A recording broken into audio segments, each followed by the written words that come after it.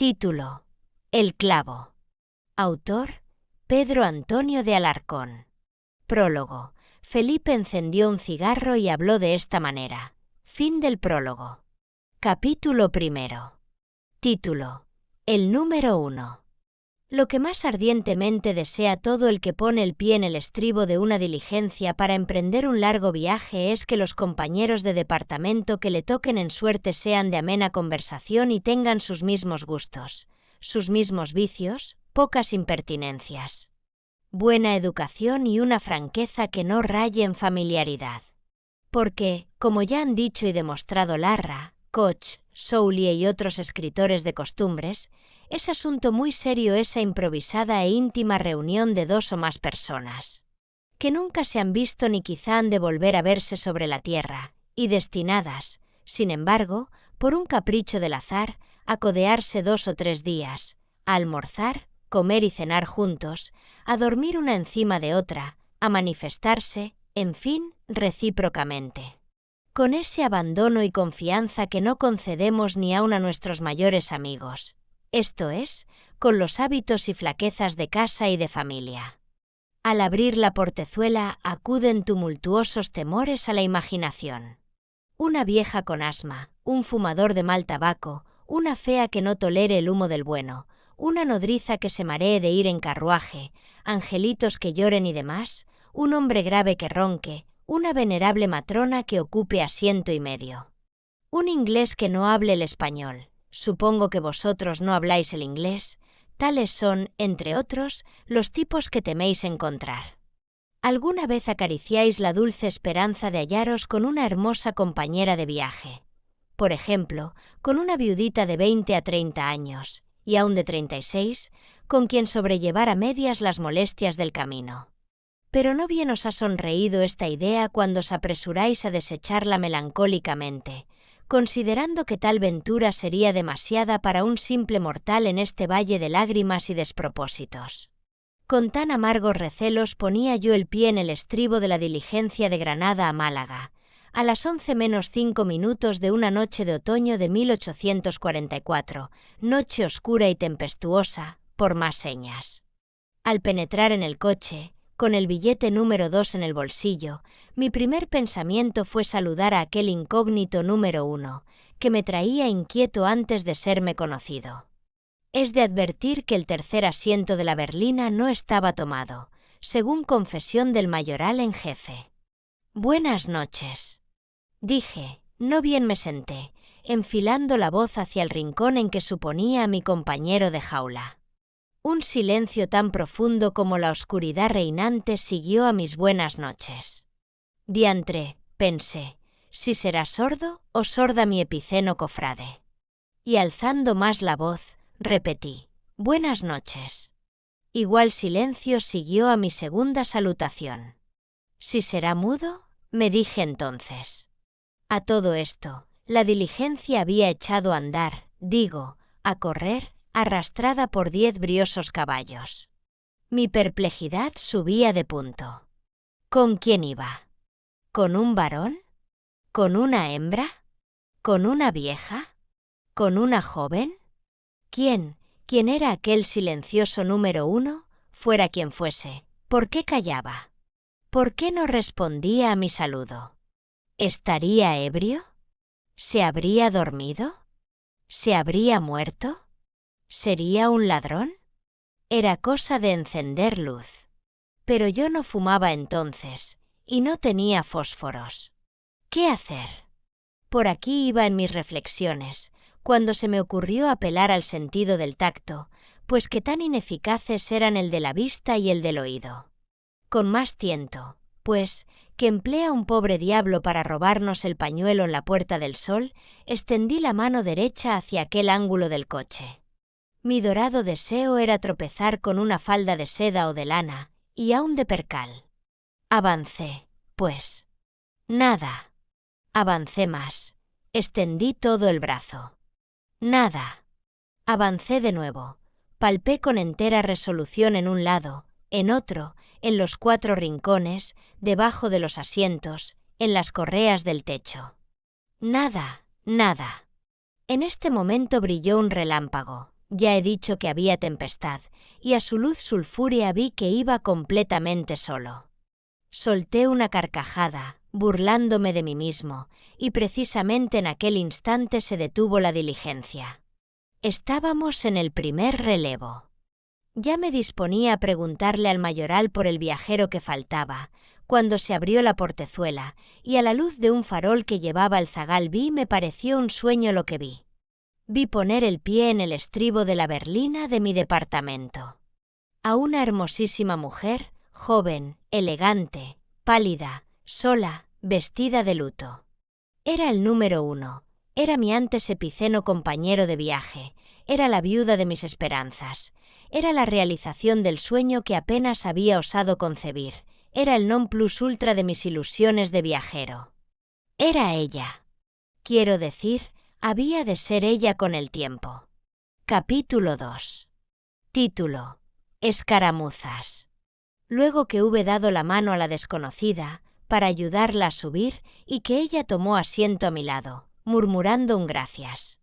Buenas noches, que me llegó al corazón, ocurrióseme esta idea tristísima y desgarradora. De aquí a Málaga solo hay 18 leguas. Que no fuéramos a la península de Kamchatka. Entretanto se cerró la portezuela y quedamos a oscuras. Esto significaba no verla. Yo pedía relámpagos al cielo, como el Alfonso Munio de la señora Avellaneda cuando dice: «Horrible tempestad, mándame un rayo». Pero, oh dolor, la tormenta se retiraba ya hacia el mediodía. Y no era lo peor no verla, sino que el aire severo y triste de la gentil señora me había impuesto de tal modo que no me atrevía a cosa ninguna. Sin embargo, pasados algunos minutos le hice aquellas primeras preguntas y observaciones de cajón que establecen poco a poco cierta intimidad entre los viajeros. ¿Va usted bien? ¿Se dirige usted a Málaga? ¿Le ha gustado a usted la Alhambra? ¿Viene usted de Granada? Está la noche húmeda.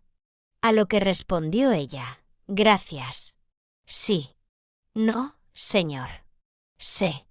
Seguramente, mi compañera de viaje tenía poca gana de conversación. Dediquéme, pues, a coordinar mejores preguntas, y viendo que no se me ocurrían, me puse a reflexionar. ¿Por qué había subido aquella mujer en el primer relevo de Tiro y no desde Granada? ¿Por qué iba sola? ¿Era casada? ¿Era viuda? ¿Era? ¿Y su tristeza? ¿Quare causa? Sin ser indiscreto no podía hallar la solución de estas cuestiones, y la viajera me gustaba demasiado para que yo corriese el riesgo de parecerle un hombre vulgar dirigiéndole necias preguntas. ¿Cómo deseaba que amaneciera?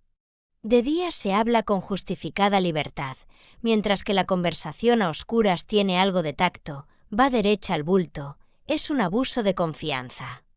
La desconocida no durmió en toda la noche, según deduje de su respiración y de los suspiros que lanzaba de vez en cuando. Creo inútil decir que yo tampoco pude coger el sueño. ¿Está usted indispuesta?, le pregunté una de las veces que se quejó. No, señor, gracias. Ruego a usted que se duerma descuidado, respondió con seria afabilidad. Dormirme, exclamé. Luego añadí: creí que padecía usted.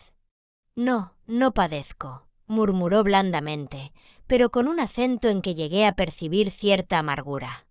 El resto de la noche no dio de sí más que breves diálogos como el anterior. Amaneció al fin. ¡Qué hermosa era! Pero qué sello de dolor sobre su frente. ¡Qué lúgubre oscuridad en sus bellos ojos! ¡Qué trágica expresión en todo su semblante! Algo muy triste había en el fondo de su alma. Y, sin embargo, no era una de aquellas mujeres excepcionales, extravagantes, de corte romántico, que viven fuera del mundo devorando algún pesar o representando alguna tragedia. Era una mujer a la moda, una elegante mujer, de porte distinguido, cuya menor palabra dejaba traslucir una de esas reinas de la conversación y del buen gusto que tienen por trono una butaca de su gabinete, una carretela en el Prado o un palco en la ópera, pero que callan fuera de su elemento. o sea, fuera del círculo de sus iguales. Con la llegada del día se alegró algo la encantadora viajera, y ya consistiese en que mi circunspección de toda la noche y la gravedad de mi fisonomía le inspirasen buena idea de mi persona. Ya en que quisiera recompensar al hombre a quien no había dejado dormir, fue el caso que inició a su vez las cuestiones de ordenanza. ¿Dónde va usted? Va a hacer buen día. ¡Qué hermoso paisaje!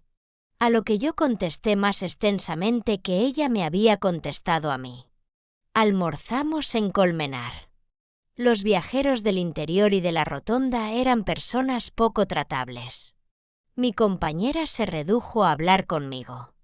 Excusado es decir que yo estuve enteramente consagrado a ella y que la atendí en la mesa como a una persona real. De vuelta en el coche, nos tratábamos ya con alguna confianza.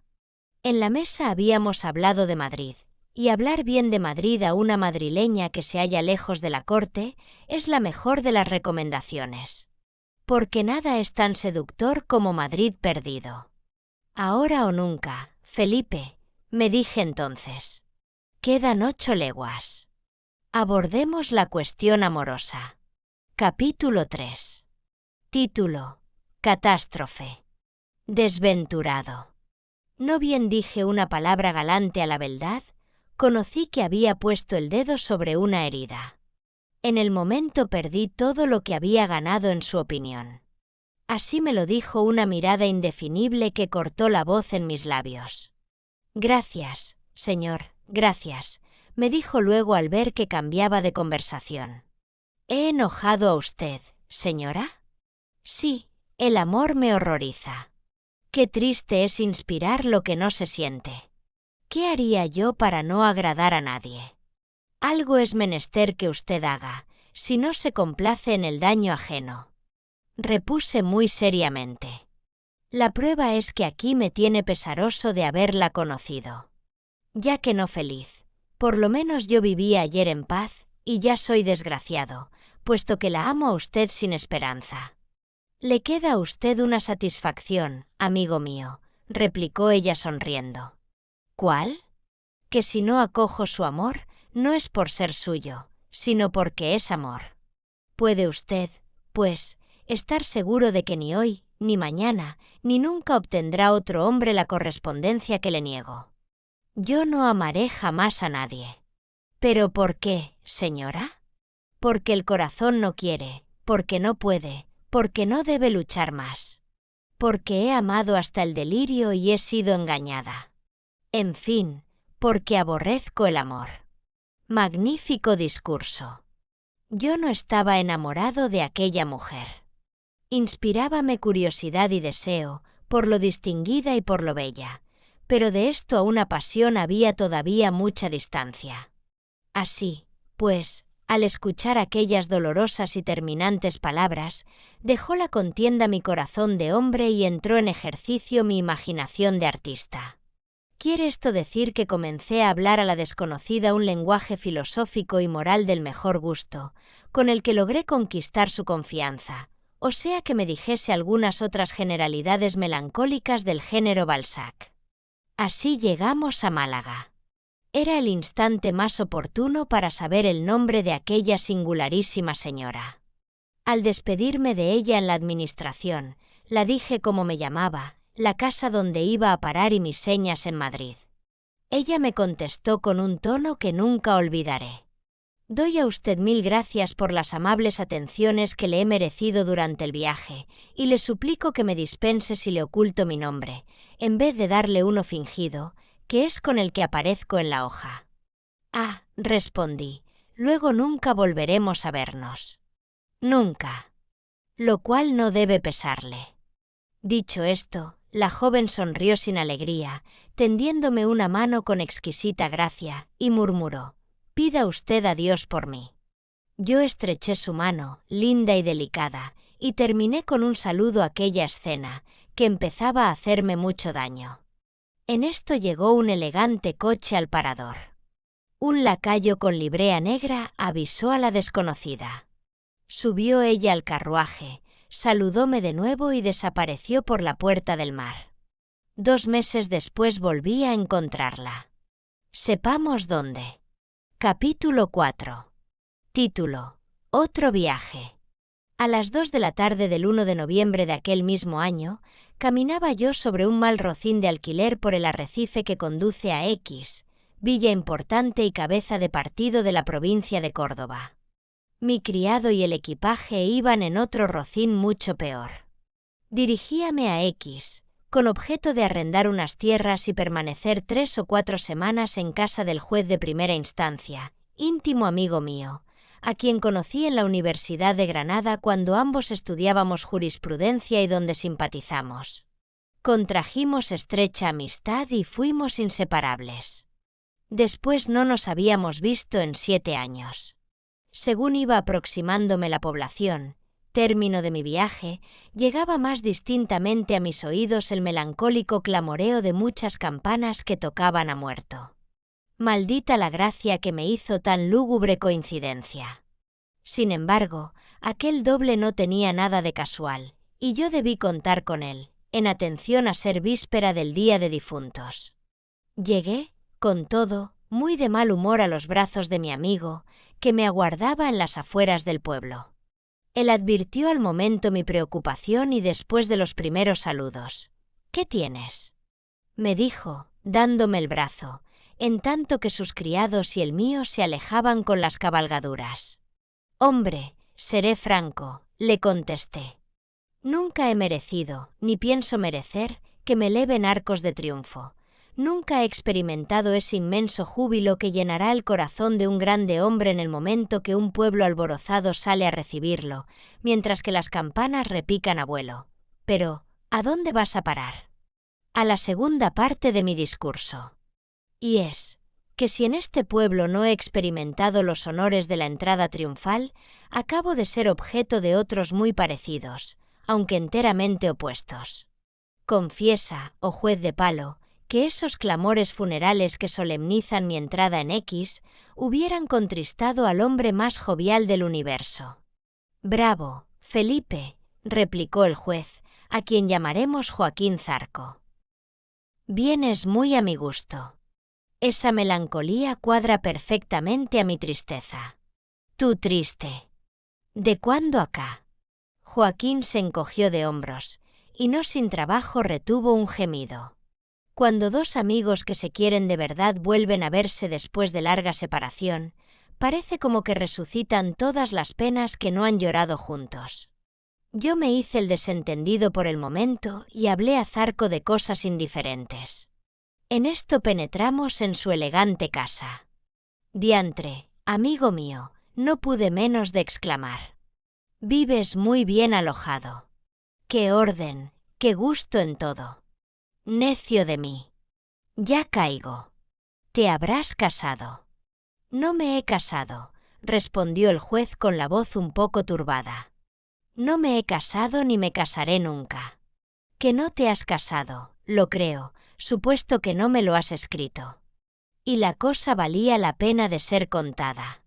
«Pero eso de que no te casarás nunca no me parece tan fácil, ni tan creíble». «Pues te lo juro», replicó Zarco solemnemente. «Qué rara metamorfosis», repuse yo.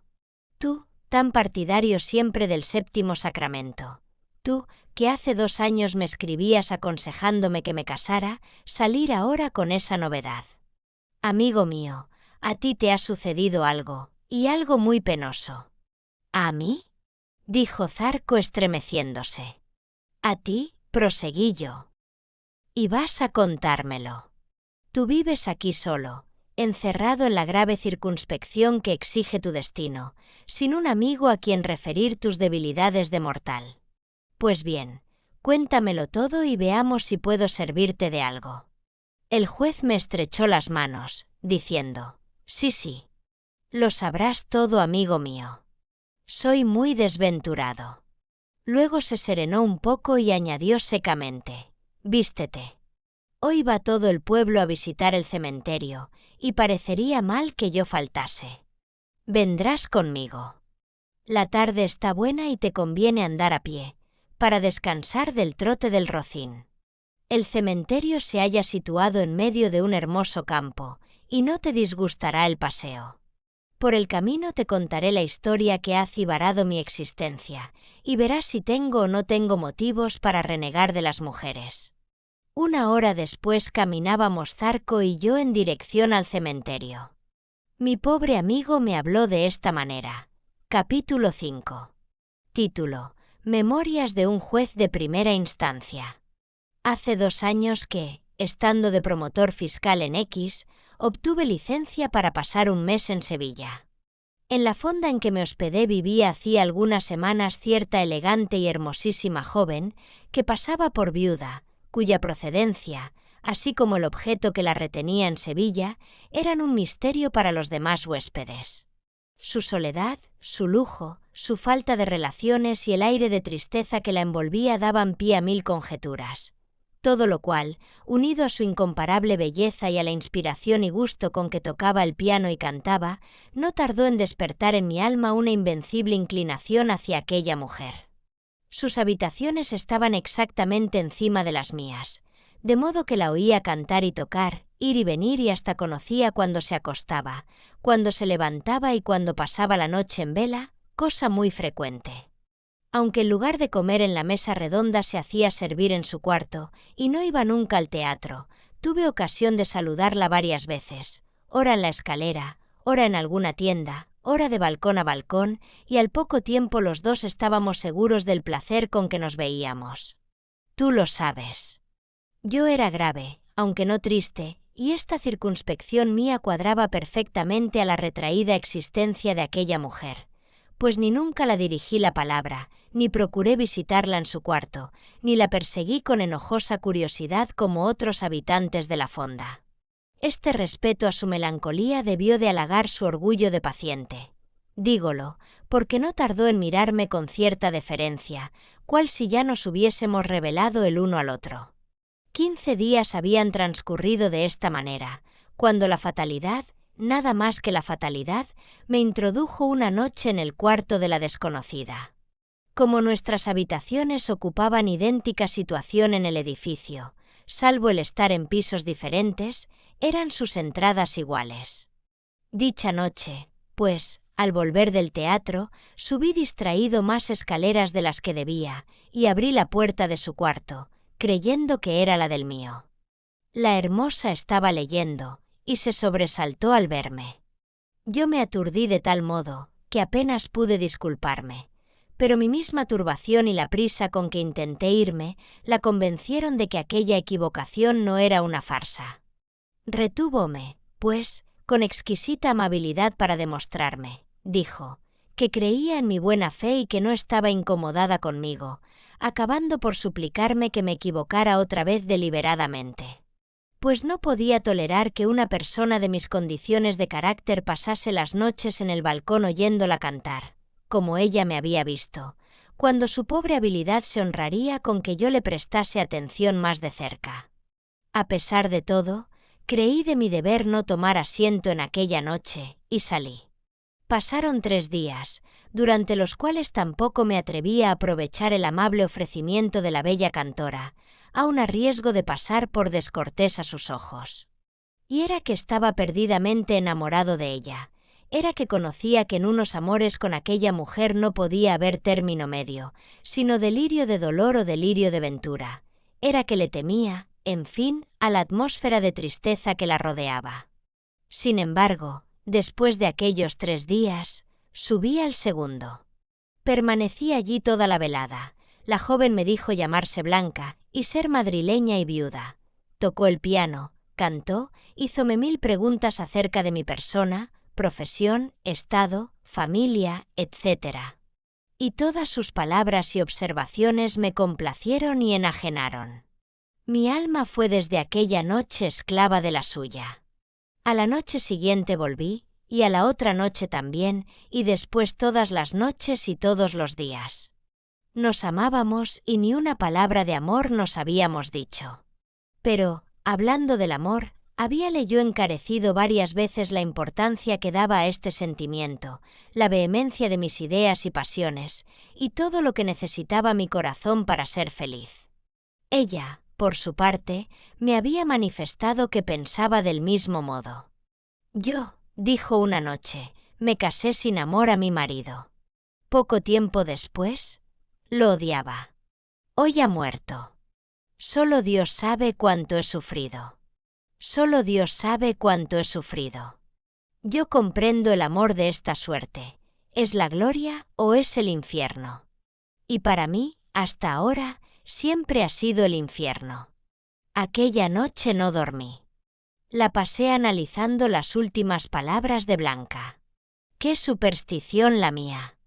Aquella mujer me daba miedo. ¿Llegaríamos a ser, yo su gloria y ella mi infierno? Entretanto expiraba el mes de licencia. Podía pedir otro pretextando una enfermedad. ¿Pero debía hacerlo? ¿Por qué me lo pregunta usted a mí? Repuso ella cogiéndome una mano. Más claro, Blanca, respondí. Yo la amo a usted. ¿Hago mal en amarla? No, respondió Blanca palideciendo. Y sus ojos negros dejaron escapar 2 torrentes de luz y de voluptuosidad. Pedí, pues, 2 meses de licencia y me los concedieron gracias a ti. Nunca me hubieras hecho aquel favor. Mis relaciones con Blanca no fueron amor, fueron delirio, locura, fanatismo. Lejos de atemperarse mi frenesí con la posesión de aquella mujer extraordinaria, se exacerbó más y más. Cada día que pasaba descubría yo nuevas afinidades entre nosotros, nuevos tesoros de ventura, nuevos manantiales de felicidad. Pero en mi alma, como en la suya, brotaban al propio tiempo misteriosos temores. Temíamos perdernos. Esta era la fórmula de nuestra inquietud. Los amores vulgares necesitan el miedo para alimentarse, para no decaer. Por eso se ha dicho que toda relación ilegítima es más vehemente que el matrimonio.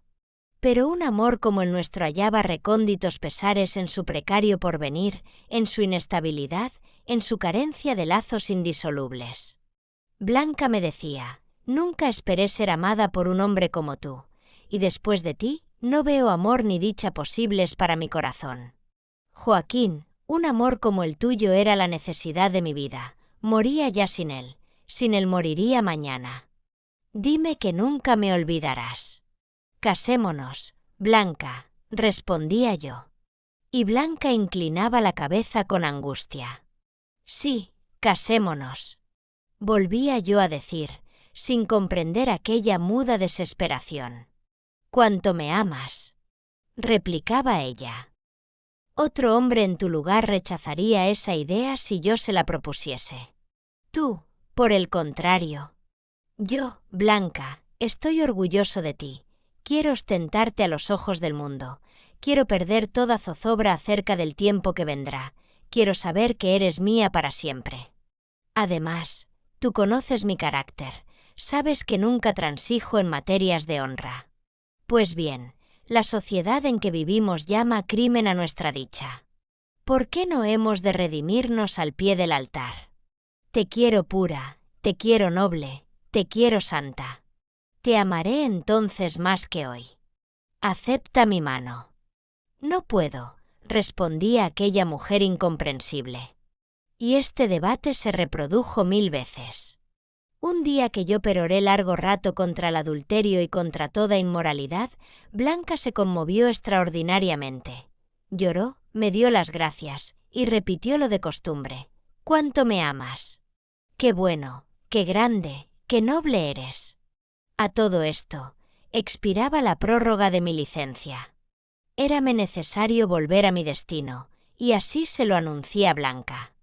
Separarnos. Gritó con infinita angustia. Tú lo has querido, contesté. Eso es imposible. Yo te idolatro, Joaquín. Blanca, yo te adoro. Abandona tu carrera. Yo soy rica. Viviremos juntos, exclamó, tapándome la boca para que no replicara. La besé la mano y respondí. De mi esposa aceptaría esa oferta, haciendo todavía un sacrificio. ¿Pero de ti? De mí, respondió llorando. De la madre de tu hijo. ¿Quién? Tú. Blanca. Sí. Dios acaba de decirme que soy madre. Madre por primera vez. Tú has completado mi vida, Joaquín, y no bien gusto la fruición de esta bienaventuranza absoluta, quieres desgajar el árbol de mi dicha. Me das un hijo, y me abandonas tú. Sé mi esposa, Blanca, fue mi única contestación. Labremos la felicidad de ese ángel que llama a las puertas de la vida. Blanca permaneció mucho tiempo silenciosa. Luego levantó la cabeza con una tranquilidad indefinible y murmuró: «Seré tu esposa». «Gracias. Gracias, Blanca mía». «Escucha», dijo al poco rato, «no quiero que abandones tu carrera. Mujer sublime. Vete a tu juzgado. ¿Cuánto tiempo tardarás en arreglar allí tus asuntos, solicitar del gobierno más licencia y volver a Sevilla?» «Un mes». «¿Un mes?», repuso Blanca. «Bien. Aquí te espero. Vuelve dentro de un mes, y seré tu esposa. Hoy somos 15 de abril. El 15 de mayo sin falta, sin falta». «¿Me lo juras?». «Te lo juro». «Aún otra vez», replicó Blanca. «Te lo juro». «¿Me amas?». «Con toda mi vida». «Pues vete y vuelve». «Adiós», dijo y me suplicó que la dejara y que partiese sin perder momento.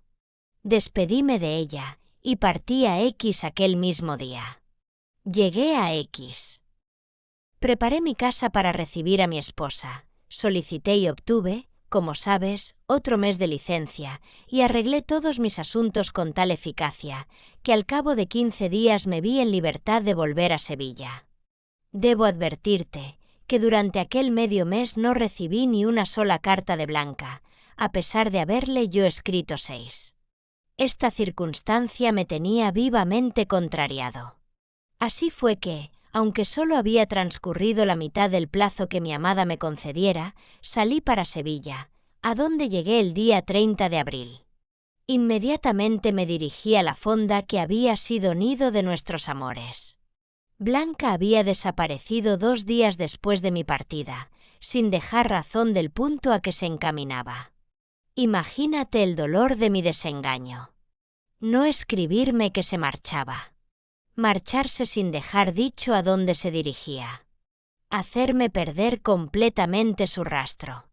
Evadirse, en fin, como una criminal cuyo delito se ha descubierto. Ni por un instante me ocurrió permanecer en Sevilla hasta el 15 de mayo aguardando a ver si regresaba Blanca. La violencia de mi dolor y de mi indignación, y el bochorno que sentía por haber aspirado a la mano de semejante aventurera, no dejaban lugar a ninguna esperanza, a ninguna ilusión, a ningún consuelo. Lo contrario hubiera sido ofender mi propia conciencia, que ya veía en Blanca el ser odioso y repugnante que el amor o el deseo habían disfrazado hasta entonces. Indudablemente era una mujer liviana e hipócrita que me amó sensualmente, pero que, previendo la habitual mudanza de su caprichoso corazón, no pensó nunca en que nos casáramos. Hostigada, al fin, por mi amor y mi honradez, había ejecutado una torpe comedia a fin de escaparse impunemente. Y en cuanto a aquel hijo anunciado con tanto júbilo, tampoco me cabía ya duda de que era otra ficción, otro engaño, otra sangrienta burla. Apenas se comprendía semejante perversidad en una criatura tan bella y tan inteligente. 3 días nada más estuve en Sevilla, y el 4 de mayo me marché a la corte, renunciando a mi destino, para ver si mi familia y el bullicio del mundo me hacían olvidar a aquella mujer, que sucesivamente había sido para mí la gloria y el infierno. Por último, hace cosa de 15 meses, que tuve que aceptar el juzgado de este otro pueblo, donde, como has visto, no vivo muy contento que digamos, siendo lo peor de todo que, en medio de mi aborrecimiento a Blanca, detesto mucho más a las demás mujeres, por la sencilla razón de que no son ella. ¿Te convences ahora de que nunca llegaré a casarme? Capítulo 6. Título: El cuerpo del delito. Pocos segundos después de terminar mi amigo Zarco la relación de sus amores, Llegamos al cementerio. El cementerio de X no es otra cosa que un campo yermo y solitario, sembrado de cruces de madera y rodeado por una tapia.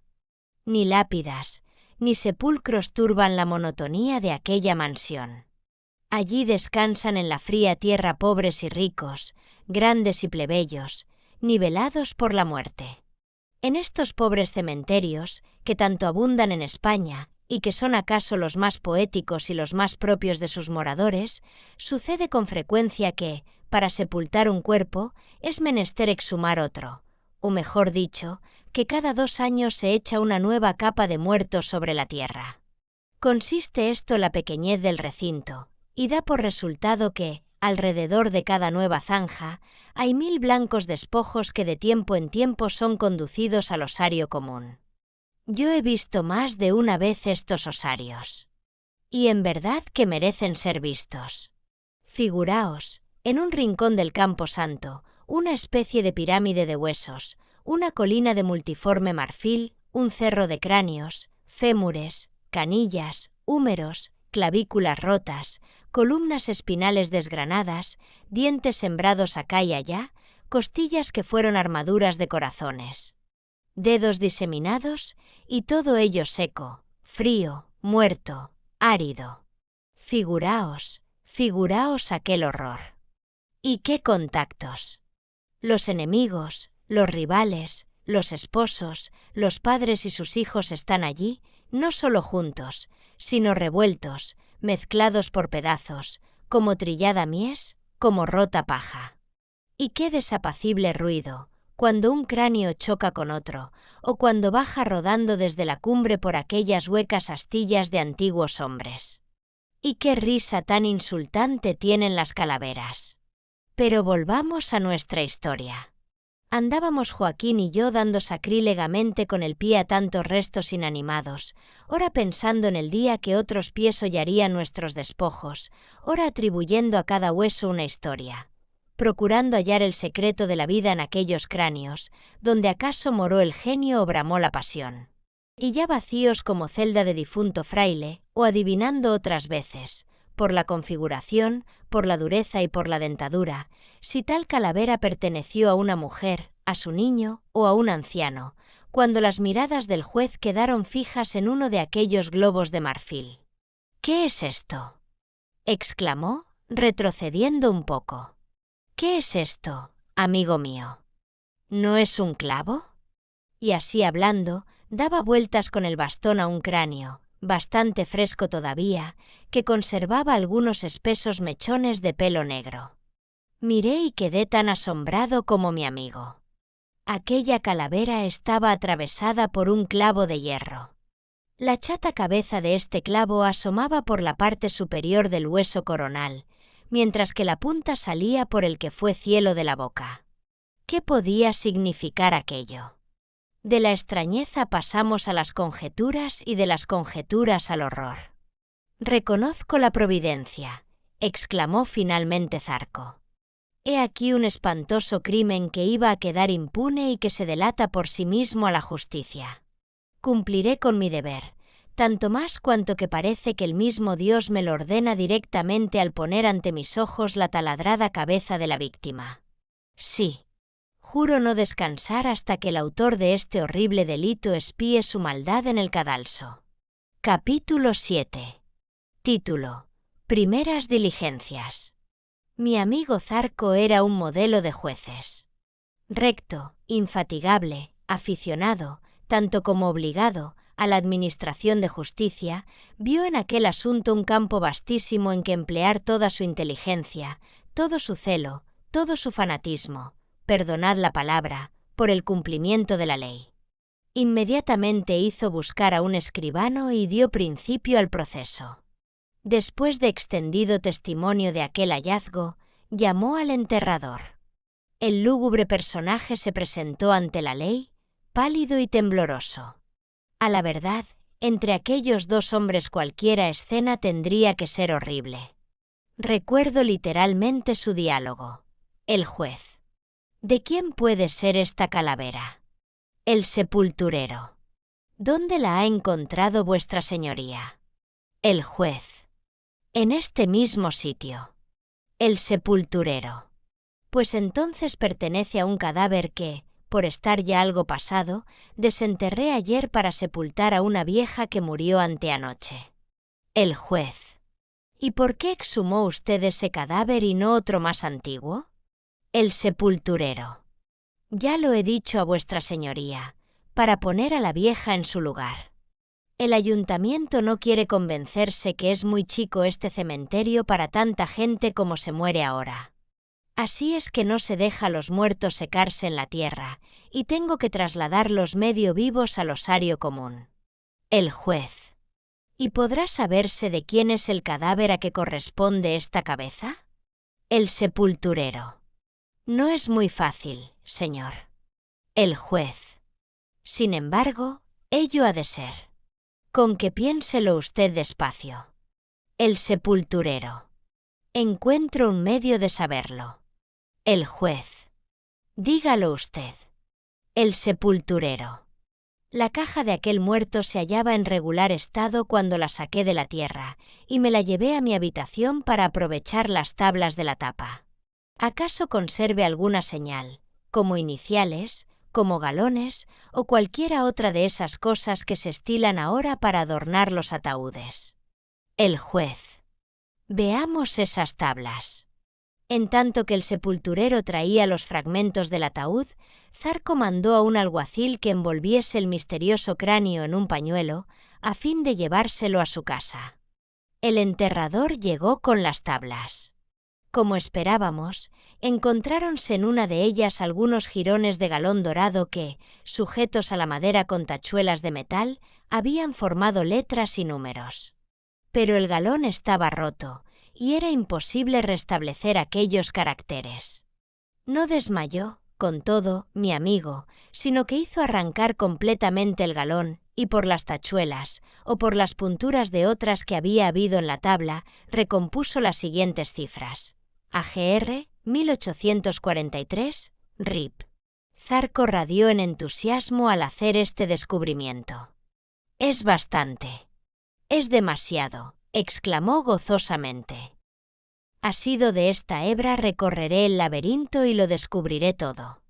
Cargó el alguacil con la tabla, como había cargado con la calavera, y regresamos a la población. Sin descansar un momento nos dirigimos a la parroquia más próxima. Zarco pidió al cura el libro de sepelios, de 1843. Recorriólo el escribano, hoja por hoja, partida por partida. Aquellas iniciales AGR no correspondían a ningún difunto. Pasamos a otra parroquia. 5 tiene la villa. A la cuarta que visitamos halló el escribano esta partida de sepelio, en la iglesia parroquial de San. De la villa de X a 4 de mayo de 1843 se hicieron los oficios de funeral, conformes a entierro mayor en el cementerio común, a don Alfonso Gutiérrez del Romeral, natural y vecino que fue de esta población, el cual no recibió los santos sacramentos ni testó, por haber muerto de apoplejía fulminante en la noche anterior, a la edad de 31 años. Estuvo casado con doña Gabriela Zahara del Valle, natural de Madrid y no deja hijos. Y para que conste, etc. Tomó Zarco un certificado de esta partida autorizado por el cura, y regresamos a nuestra casa. Por el camino me dijo el juez: «Todo lo veo claro. Antes de 8 días habrá terminado este proceso que tan oscuro se presentaba hace 2 horas. Ahí llevamos una apoplejía fulminante de hierro que tiene cabeza y punta, y que dio muerte repentina a un don Alfonso Gutiérrez del Romeral. Es decir, tenemos el clavo. Ahora solo me falta encontrar el martillo». Capítulo 8. Título: Declaraciones. Un vecino dijo que don Alfonso Gutiérrez del Romeral, joven y rico propietario de aquella población, residió algunos años en Madrid, de donde volvió en 1840. Casado con una bellísima señora llamada doña Gabriela Zahara, que el declarante había ido algunas noches de tertulia a casa de los recién casados y tuvo ocasión de observar la paz y ventura que reinaban en el matrimonio, que 4 meses antes de la muerte de don Alfonso había marchado su esposa a pasar una temporada en Madrid con su familia, según explicación del mismo marido, que la joven regresó en los últimos días de abril, o sea 3 meses y medio después de su partida, que a los 8 días de su llegada ocurrió la muerte de don Alfonso, que habiendo enfermado, la viuda, a consecuencia del sentimiento que la causó esta pérdida, manifestó a sus amigos que le era insoportable vivir en un pueblo donde todo le hablaba de su querido y malogrado esposo, y se marchó para siempre a mediados de mayo. 10 o 12 días después de la muerte de su esposo, que era cuanto podía declarar, y la verdad, a cargo del juramento que había prestado, etc. Otros vecinos prestaron declaraciones casi idénticas a la anterior. Los criados del difunto Gutiérrez dijeron, después de repetir los datos de la vecindad, que la paz del matrimonio no era tanta como se decía de público, que la separación de 3 meses y medio que precedió a los últimos 8 días que vivieron juntos los esposos fue un tácito rompimiento, consecuencia de profundos y misteriosos disgustos que mediaban entre ambos jóvenes desde el principio de su matrimonio. Que la noche en que murió su amo, se reunieron los esposos en la alcoba nupcial, como lo verificaban desde la vuelta de la señora, contra su antigua costumbre de dormir cada uno en su respectivo cuarto, que a medianoche los criados oyeron sonar violentamente la campanilla, a cuyo repiqueteo se unían los desaforados gritos de la señora, que acudieron y vieron salir a ésta de la cámara nupcial con el cabello en desorden, pálida y convulsa, gritando entre amarguísimos sollozos, una apoplejía, un médico, Alfonso mío, el señor se muere, que penetraron en la alcoba y vieron a su amo tendido sobre el lecho y ya cadáver, y que habiendo acudido un médico confirmó que don Alfonso había muerto de una congestión cerebral. El médico, preguntado al tenor de la cita que precede, dijo que era cierto en todas sus partes. El mismo médico y otros 2 facultativos, habiéndoseles puesto de manifiesto la calavera de don Alfonso y preguntados sobre si la muerte recibida de aquel modo podía aparecer a los ojos de la ciencia como apoplejía, dijeron que sí. Entonces dictó mi amigo el siguiente auto, considerando que la muerte de don Alfonso Gutiérrez del Romeral debió de ser instantánea y subsiguiente a la introducción del clavo en su cabeza, considerando que, cuando murió, estaba solo en la alcoba nupcial, considerando que es imposible atribuir a suicidio una muerte semejante por las dificultades materiales que ofrece su perpetración con mano propia. Se declara reo de esta causa y autora de la muerte de don Alfonso a su esposa doña Gabriela Zahara del Valle, para cuya captura se expedirán los oportunos exhortos, etc., etc. Dime, Joaquín, pregunté yo al juez, ¿crees que se capturará a Gabriela Zahara? Indudablemente. ¿Y por qué lo aseguras? Porque en medio de estas rutinas judiciales hay cierta fatalidad dramática que no perdona nunca. Más claro, cuando los huesos salen de la tumba a declarar, poco les queda que hacer a los tribunales. Capítulo 9. Título: El hombre propone. A pesar de las esperanzas de mi amigo Zarco, Gabriela Zahara no apareció. Exhortos, requisitorias, todo fue inútil. Pasaron 3 meses. La causa se sentenció en rebeldía. Yo abandoné la villa de X no sin prometerle a Zarco volver al año siguiente. Capítulo 10. Título: Un dúo en mi mayor. Aquel invierno lo pasé en Granada. Érase una noche en que había gran baile en casa de la riquísima señora de X, la cual había tenido la bondad de convidarme a la fiesta. A poco de llegar a aquella magnífica morada, donde estaban reunidas todas las célebres hermosuras de la aristocracia granadina, reparé en una bellísima mujer cuyo rostro habría distinguido entre 1000 otros semejantes, suponiendo que Dios hubiese formado alguno que se le pareciera. Era mi desconocida, mi mujer misteriosa, mi desengañada de la diligencia, mi compañera de viaje, el número 1 de que os hablé al principio de esta relación. Corrí a saludarla, y ella me reconoció en el acto. «Señora», Le dije, he cumplido a usted mi promesa de no buscarla. Hasta ignoraba que podía encontrar a usted aquí. A saberlo, ¿acaso no hubiera venido por temor de ser a usted enojoso? Una vez ya delante de usted, espero que me diga si puedo reconocerla, si me es dado hablarle, si ha cesado el entredicho que me alejaba de usted. Veo que es usted vengativo. Me contestó graciosamente, alargándome la mano. Pero yo le perdono. ¿Cómo está usted? En verdad que lo ignoro, respondí. Mi salud, la salud de mi alma, pues no es otra cosa, me preguntará usted en medio de un baile, depende de la salud de su alma de usted.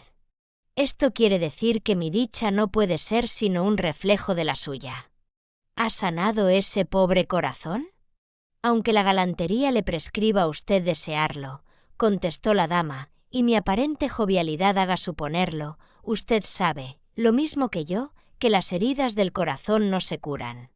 Pero se tratan, señora, como dicen los facultativos, se hacen llevaderas, se tiende una piel rosada sobre la roja cicatriz, se edifica una ilusión sobre un desengaño. Pero esa edificación es falsa. Como la primera, señora, como todas. Querer creer, querer gozar, he aquí la dicha. Migabó, moribundo, no aceptó el generoso ofrecimiento de un joven que quiso transfundir toda su sangre en las empobrecidas arterias del grande hombre. No sea usted como Migabó. Beba usted nueva vida en el primer corazón virgen que le ofrezca su rica savia. Y, pues no gusta usted de galantería, le añadiré, en abono de mi consejo, que, al hablar así, no defiendo mis intereses. ¿Por qué dice usted eso último? Porque yo también tengo algo de Migabó, no en la cabeza, sino en la sangre. Necesito lo que usted. Una primavera que me vivifique. Somos muy desdichados. En fin. Usted tendrá la bondad de no huir de mí en adelante. Señora, iba a pedirle a usted permiso para visitarla. Nos despedimos. ¿Quién es esta mujer? Pregunté a un amigo mío. Una americana que se llama Mercedes de Mérida Nueva, me contestó. Es todo lo que sé y mucho más de lo que se sabe generalmente. Capítulo 11. Título: Fatalidad. Al día siguiente fui a visitar a mi nueva amiga a la fonda de los 7 suelos de la Alhambra. La encantadora Mercedes me trató como a un amigo íntimo, y me invitó a pasear con ella por aquel Edén de la naturaleza y templo del arte, y acompañarla luego a comer. De muchas cosas hablamos durante las 6 horas que estuvimos juntos, y como el tema a que siempre volvíamos era el de los desengaños amorosos, hube de contarle la historia de los amores de mi amigo Zarco. Ella la oyó muy atentamente, y cuando terminé, se echó a reír y me dijo: «Señor don Felipe, sírvale a usted eso de lección para no enamorarse nunca de mujeres a quienes no conozca». «No vaya usted a creer», respondí con viveza, «que he inventado esa historia, o se la he referido porque me figure que todas las damas misteriosas que se encuentra uno en viaje son como la que engañó a mi condiscípulo». «Muchas gracias». «Pero no siga usted», replicó, levantándose de pronto. ¿Quién duda que en la fonda de los 7 suelos de Granada pueden alojarse mujeres que en nada se parezcan a esa que tan fácilmente se enamoró de su amigo de usted en la fonda de Sevilla? En cuanto a mí, no hay riesgo de que me enamore de nadie, puesto que nunca hablo 3 veces con un mismo hombre. Señora, eso es decirme que no vuelva. No, esto es anunciar a usted que mañana, al ser de día, me marcharé de Granada y que, probablemente, no volveremos a vernos nunca. Nunca. Lo mismo me dijo usted en Málaga, después de nuestro famoso viaje. Sin embargo, nos hemos visto de nuevo. En fin, dejemos libre el campo a la fatalidad. Por mi parte, repito que esta es nuestra despedida, eterna. Dichas tan solemnes palabras, Mercedes me alargó la mano y me hizo un profundo saludo. Yo me alejé vivamente conmovido, no solo por las frías y desdeñosas frases con que aquella mujer había vuelto a descartarme de su vida, como cuando nos separamos en Málaga. sino ante el incurable dolor que vi pintarse en su rostro mientras que procuraba sonreírse al decirme adiós por última vez. Por última vez. Ojalá hubiera sido la última. Pero la fatalidad lo tenía dispuesto de otro modo. Capítulo 12. Título: Travesuras del destino. Pocos días después, llamáronme de nuevo mis asuntos al lado de Joaquín Zarco. Llegué a la villa de X. Mi amigo seguía triste y solo y se alegró mucho de verme. Nada había vuelto a saber de Blanca, pero tampoco había podido olvidarla ni siquiera un momento. Indudablemente aquella mujer era su predestinación. Su gloria o su infierno, como el desgraciado solía decir. Pronto veremos que no se equivocaba en este supersticioso juicio. La noche del mismo día de mi llegada, estábamos en su despacho leyendo las últimas diligencias practicadas para la captura de Gabriela Zahara del Valle, todas ellas inútiles por cierto. Cuando entró un alguacil y entregó al joven juez un billete que decía de este modo: «En la fonda del León hay una señora que desea hablar con el señor Zarco». «¿Quién ha traído esto?», preguntó Joaquín. «Un criado». «¿De parte de quién?». «No me ha dicho nombre alguno». «¿Y ese criado?». «Se fue al momento». Joaquín meditó y dijo luego lúgubremente: «Una señora, a mí. No sé por qué me da miedo esta cita. ¿Qué te parece, Felipe? Que tu deber de juez es asistir a ella. Puede tratarse de Gabriela Zahara». «Tienes razón. Iré», dijo Zarco, pasándose una mano por la frente. Y cogiendo un par de pistolas, envolvióse en la capa y partió, sin permitir que lo acompañase. 2 horas después volvió. Venía agitado, trémulo, balbuciente. Pronto conocí que una vivísima alegría era la causa de aquella agitación. Zarco me estrechó convulsivamente entre sus brazos, exclamando a gritos entrecortados por el júbilo: «Si supieras, si supieras, amigo mío». «Nada sé», respondí. «¿Qué te ha pasado?». «Ya soy dichoso. Ya soy el más feliz de los hombres». «Pues, ¿qué ocurre?». «La esquela en que me llamaban a la fonda». Continúa. «Era de ella». «¿De quién?». «¿De Gabriela Zahara?». «Quita allá, hombre. ¿Quién piensa ahora en desventuras?». «Era de ella». «De la otra». «¿Pero quién es la otra?». «¿Quién ha de ser?». «Blanca. Mi amor. Mi vida. La madre de mi hijo». «¿Blanca?», repliqué con asombro. «¿Pero no decías que te había engañado?». «No, fue alucinación mía». «¿La que padeces ahora?». «No, la que entonces padecía». «Explícate». «Escucha, Blanca me adora». «Adelante». «El que tú lo digas no prueba nada. Cuando nos separamos, Blanca y yo, el día 15 de abril, quedamos en reunirnos en Sevilla para el 15 de mayo. A poco tiempo de mi marcha, recibió ella una carta en la que le decían que su presencia era necesaria en Madrid para asuntos de familia. Y como podía disponer de un mes hasta mi vuelta, fue a la corte y volvió a Sevilla muchos días antes del 15 de mayo. Pero yo, más impaciente que ella, acudí a la cita con 15 días de anticipación de la fecha estipulada, y no hallando a Blanca en la fonda, me creí engañado. Y no esperé. En fin, he pasado 2 años de tormento por una ligereza mía. Pero una carta lo evitaba todo. Dice que había olvidado el nombre de aquel pueblo, cuya promotoría sabes que dejé inmediatamente, yéndome a Madrid. «Pobre amigo mío», exclamé. «Veo que quieres convencerte, que te empeñas en consolarte. Más vale así. ¿Con que veamos cuándo te casas? Porque supongo que, una vez deshechas las nieblas de los celos, lucirá radiante el sol del matrimonio». «No te rías», exclamó Zarco. «Tú serás mi padrino». «Con mucho gusto. ¿Y el niño?». «¿Y vuestro hijo?». «Murió». «También eso». «Pues señor, dije aturdidamente. Dios haga un milagro. ¿Cómo? Digo, que Dios te haga feliz. Capítulo 13. Título: Dios dispone. Por aquí íbamos en nuestra conversación, cuando oímos fuertes aldabonazos en la puerta de la calle. Eran las 2 de la madrugada. Joaquín y yo nos estremecimos sin saber por qué. Abrieron, y a los pocos segundos entró en el despacho un hombre que apenas podía respirar y que exclamaba entrecortadamente con indescriptible júbilo: «Albricias, Albricias. Compañero, hemos vencido». Era el promotor fiscal del juzgado. «Explíquese usted, compañero», dijo Zarco, alargándole una silla.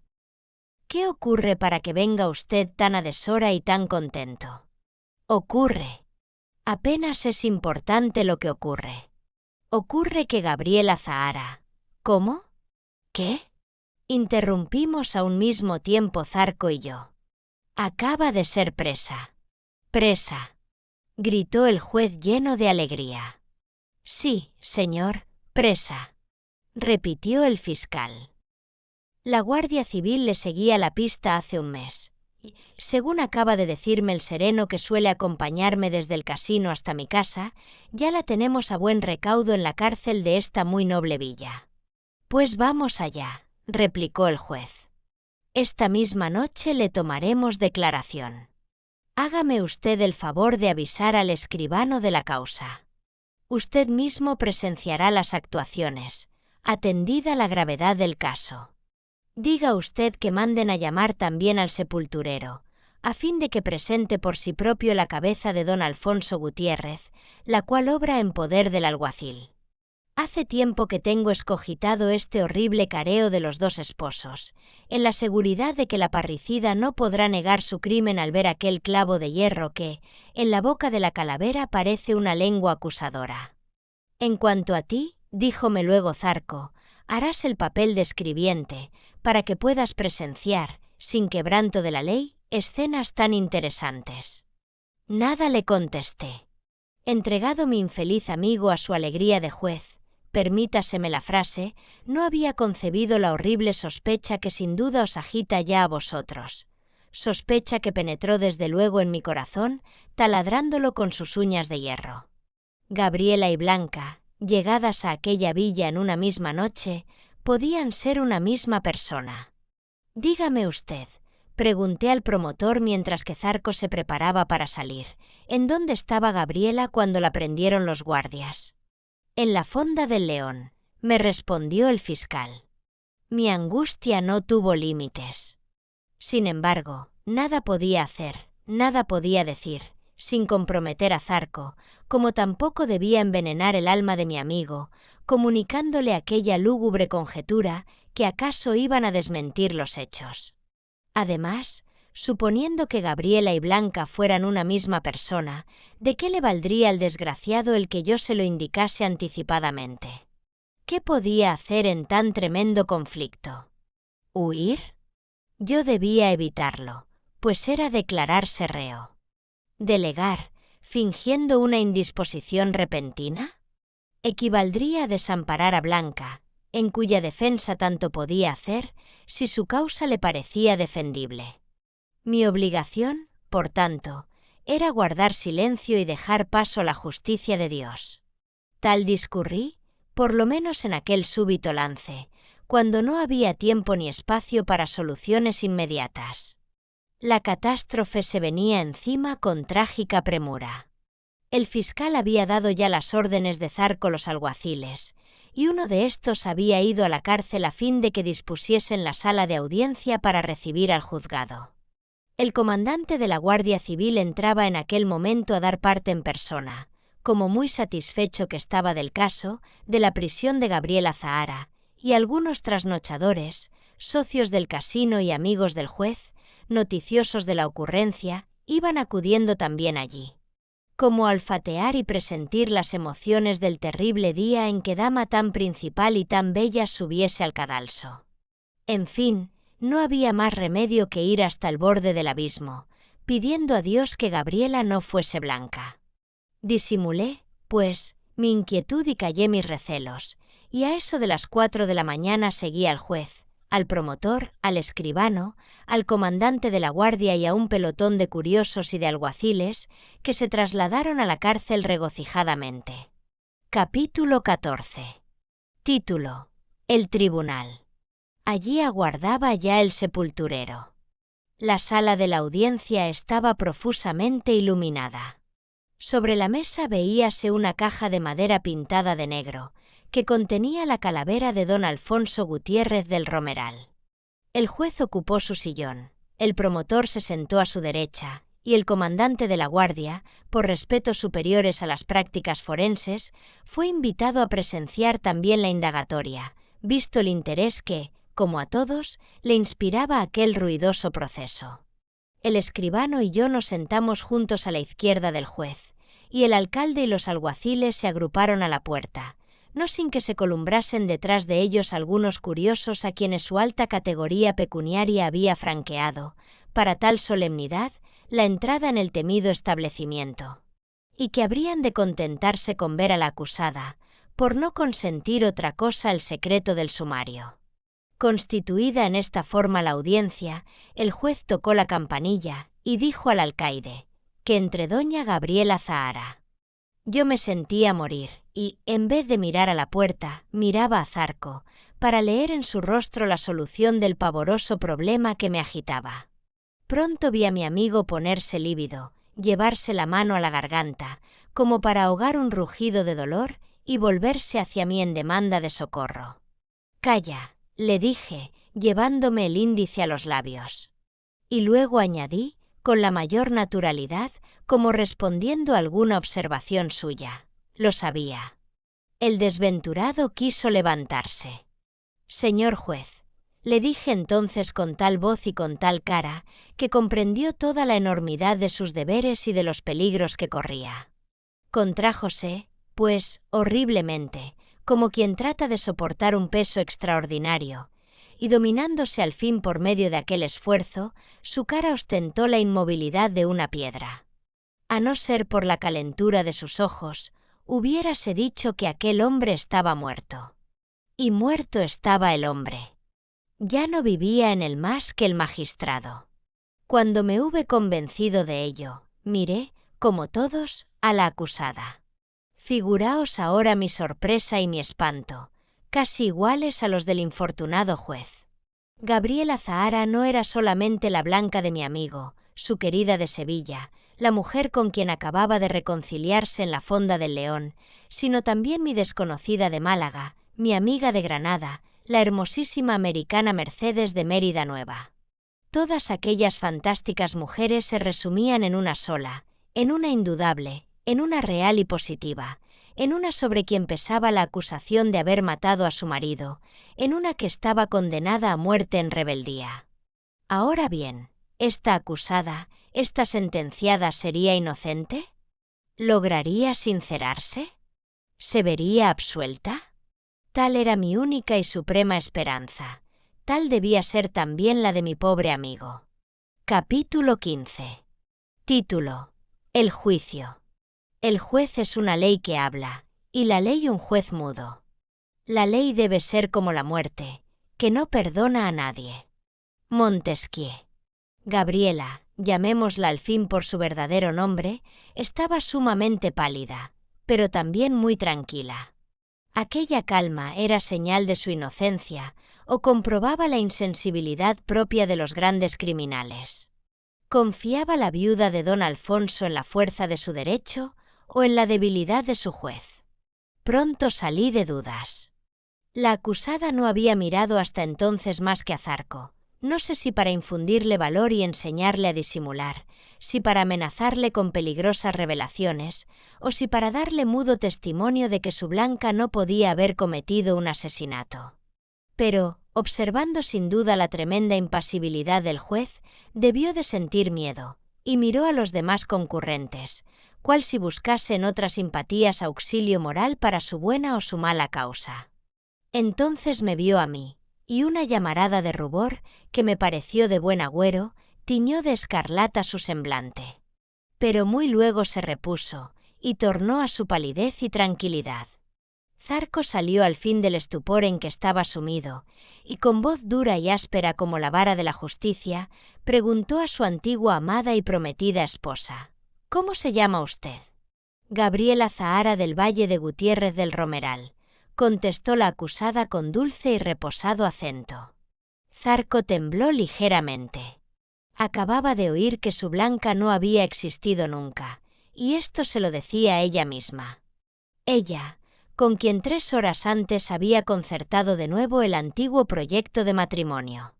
Por fortuna nadie miraba al juez, sino que todos tenían fija la vista en Gabriela, cuya singular hermosura y suave y apacible voz considerábanse como indicios de inculpabilidad.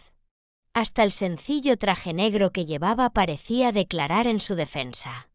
Repuesto Zarco de su turbación, dijo con formidable acento, y como quien juega de una vez todas sus esperanzas: «Sepulturero, venga usted y haga su oficio abriendo ese ataúd».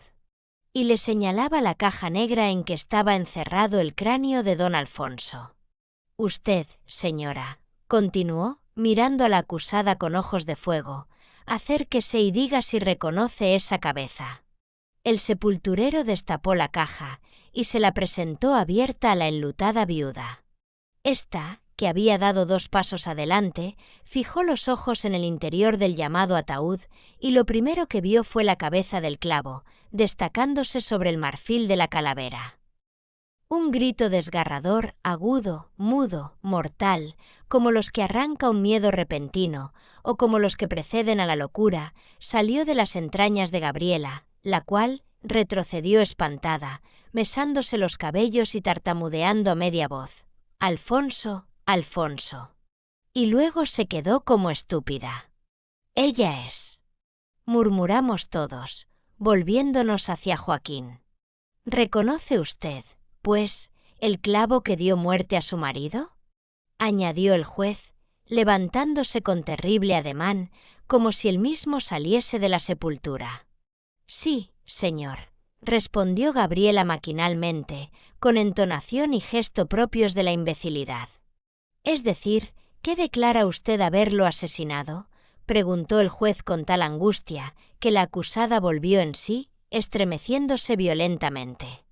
«Señor», respondió entonces, «no quiero vivir más. Pero, antes de morir, quiero ser oída». Zarco se dejó caer en el sillón como anonadado y miróme cual si me preguntara: «¿Qué va a decir?». Yo estaba también lleno de terror. Gabriela arrojó un profundo suspiro y continuó hablando de este modo: «Voy a confesar, y en mi propia confesión consistirá mi defensa, bien que no sea bastante a librarme del patíbulo. Escuchad todos. ¿A qué negar lo evidente? Yo estaba sola con mi marido cuando murió. Los criados y el médico lo habrán declarado así. Por tanto, solo yo pude darle muerte del modo que ha venido a revelar su cabeza, saliendo para ello de la sepultura. Me declaro, pues, autora de tan horrendo crimen. Pero sabed que un hombre me obligó a cometerlo». Zarco tembló al escuchar estas palabras. Dominó, sin embargo, su miedo, como había dominado su compasión, y exclamó valerosamente: «Su nombre, señora. Dígame pronto el nombre de ese desgraciado». Gabriela miró al juez con fanática adoración, como una madre a su atribulado hijo, y añadió con melancólico acento: «Podría con una sola palabra arrastrarlo al abismo en que me ha hecho caer. Podría arrastrarlo al cadalso, a fin de que no se quedase en el mundo, para maldecirme tal vez al casarse con otra. Pero no quiero.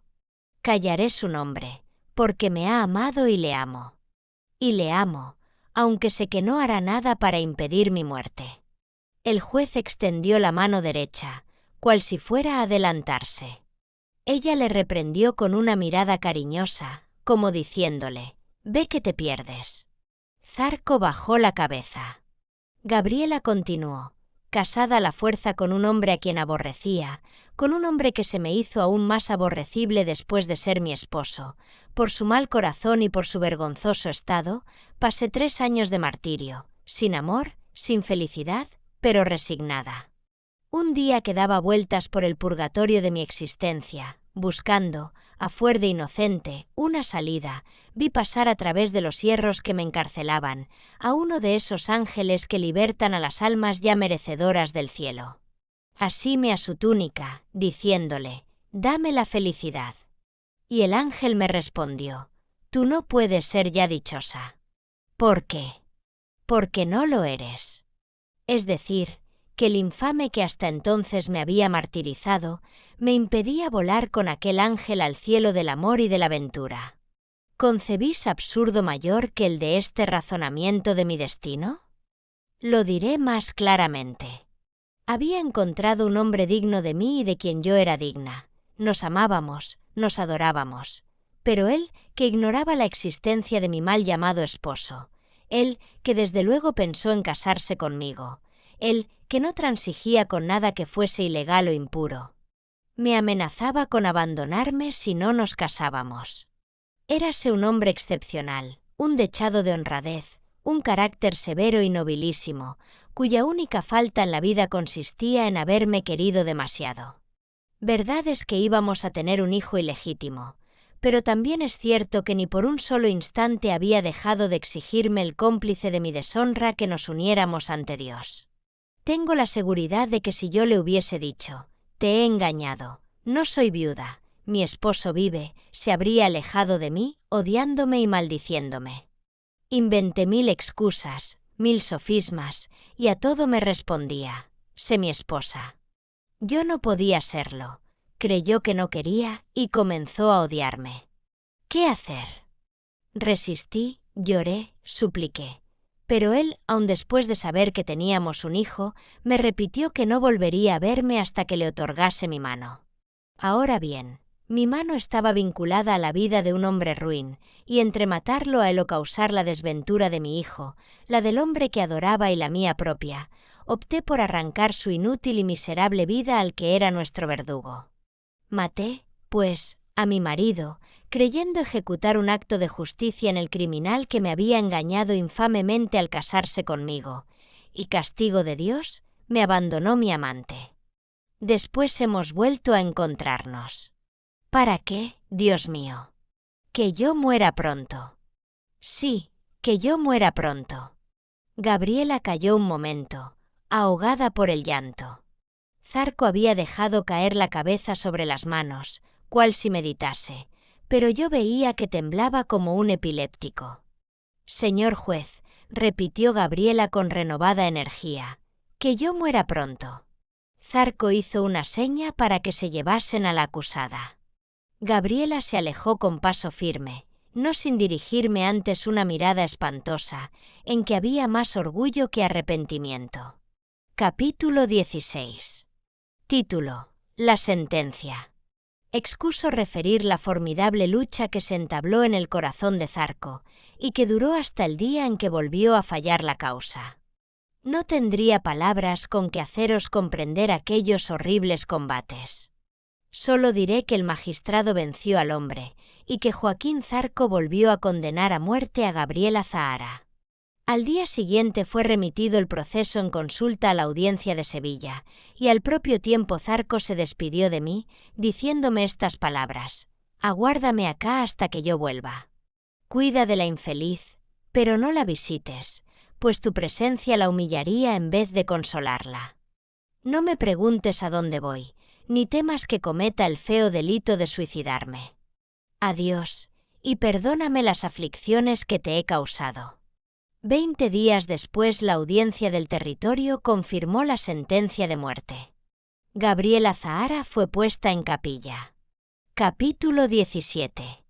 Título: Último viaje.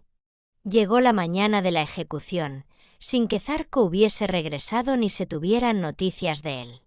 Un inmenso gentío aguardaba a la puerta de la cárcel la salida de la sentenciada.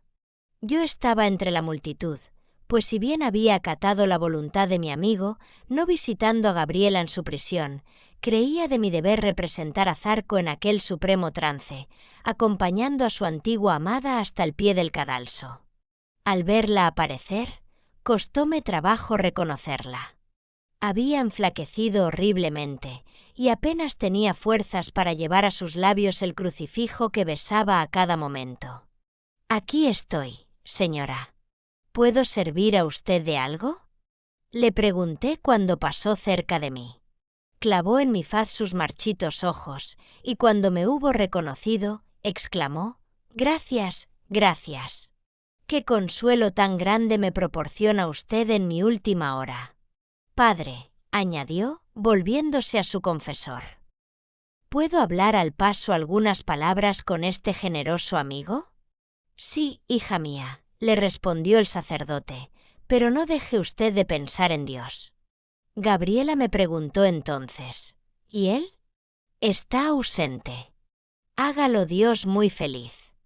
Dígale cuando le vea que me perdone, para que me perdone Dios. Dígale que todavía le amo, aunque el amarle es causa de mi muerte. Quiero ver a usted resignada». «Lo estoy. Cuánto deseo llegar a la presencia de mi eterno Padre. Cuántos siglos pienso pasar llorando a sus pies, hasta conseguir que me reconozca como hija suya y me perdone mis muchos pecados». Llegamos al pie de la escalera fatal. Allí fue preciso separarnos. Una lágrima, tal vez la última que aún quedaba en aquel corazón, humedeció los ojos de Gabriela, mientras que sus labios balbucieron esta frase: «Dígale usted que muero bendiciéndole». En aquel momento sintióse viva algazara entre el gentío, hasta que al cabo percibiéronse claramente las voces de «Perdón, perdón». Y por la ancha calle que abría la muchedumbre, vióse avanzar a un hombre a caballo, con un papel en una mano y un pañuelo blanco en la otra. Era Zarco. «Perdón, perdón». Venía gritando también él.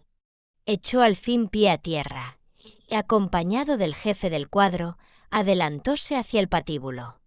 Gabriela, que había ya subido algunas gradas, se detuvo, miró intensamente a su amante y murmuró: «Bendito seas». Enseguida perdió el conocimiento. Leído el perdón y legalizado el acto, el sacerdote y Joaquín corrieron a desatar las manos de la indultada. Pero toda piedad era ya inútil. Gabriela Zahara estaba muerta. Capítulo 18. Título: Moraleja. Zarco es hoy uno de los mejores magistrados de La Habana. Se ha casado, y puede considerarse feliz, porque la tristeza no es desventura cuando no se ha hecho a sabiendas daño a nadie. El hijo que acaba de darle su amantísima esposa disipará la vaga nube de melancolía que oscurece a ratos la frente de mi amigo. Fin. Gracias por escuchar este audiolibro.